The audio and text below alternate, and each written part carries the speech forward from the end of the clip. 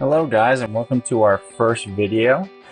Today we're going to be talking about a few different things, and so we're going to be talking about staff clefs, ledger lines, note durations, measures, and time signatures.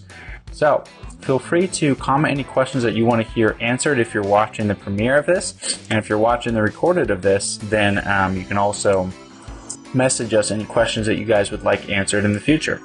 So getting right into it, we're going to jump right in with the staff. Now the staff has a couple of different things that can represent notes. So you have the spaces right here, which will have 4 on each staff, no matter what it is. There will always be 4 spaces, and you always count up from the bottom to the top. And then on the lines, you have 5. And that's the basics of that. Now you have some clefs that kind of determine what note is what space or line is which. First we have the treble clef. Now this is where you're going to find all of your higher notes, right from about middle C all the way up to the upper register of the piano. Now this goes by the name treble clef, or it also goes by the name of the G clef. And that's because this little squiggle right here circles this line, which is called the G line, right? So everything that comes on that line is a G. Now really struggling with my drawing there, but hopefully you'll be forgiving. So treble clef or G line or G clef, because you can, if you remember G clef, then it's really easy to be able to navigate your way, because if this is G, then right up here is A, right down below is F. Now that brings me to the point of saying that the staff kind of works with just laying out the musical alphabet on these lines and spaces. And the musical alphabet is A through G. So if this is G here, that means this is A, this is B, C, D, E, F, G, and then it'll start over as we go on. The next clef that we want to look at is called the bass clef. Now the bass clef is usually for the lower register, about from middle C down below on the piano. And this is also has a little trick. So this little dot here is on the F line. So if you remember F clef or bass or F clef, and that this starts on the F line, then you know that this is E, this is G, and so on and so forth. That way it can kind of navigate you through everything.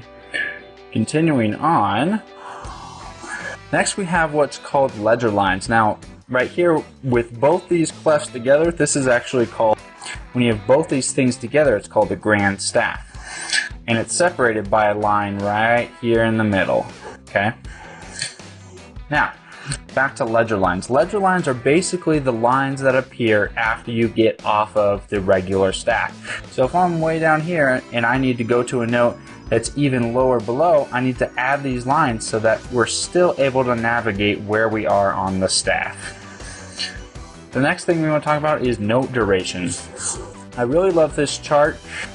You can look it up on Google and things. It kind of helps you visualize how everything breaks down for musical notes.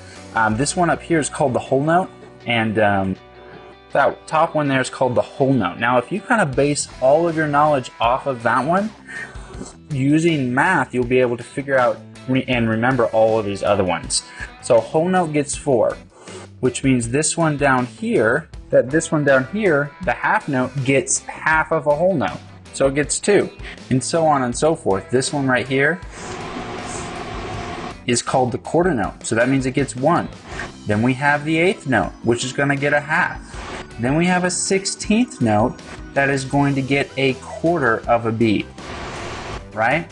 So 2 8ths together equal, 2 16ths together equal an 8th, 2 8ths together equal a quarter, 2 quarters equal a half, 2 halves equal a whole. So it's kind of that breakdown to kind of help you remember those note durations. Now, if we continue on here, we have our measures and time signatures. So our time signature is this thing right up here. And that top number tells you how many beats that you're going to have in a measure. And then that bottom number tells you what note is going to get a beat. In this circumstance, this 4 on the bottom stands for a quarter note. As we already know, a quarter note gets 1 beat. And then this one up here, the top one, tells us that there's going to be 4 beats every measure. So if we look down below here at the bass clef, you can see that I've broken things up into measures, and if you count each note in each measure, they're going to add up to equal 4. 1, 2, 3, 4, because those are half notes, and those get 2 each. Then you have quarter notes, which are worth 1 each. Add those up. Whoops.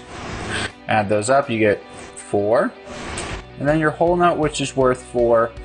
1, 2, 3, 4. So, that is the basics for note duration and measures, time signature, staff, clefs, and ledger lines. Please comment any questions that you have below, and I'll be sure to answer those, as well as anything that you want to see in upcoming videos. Thanks so much.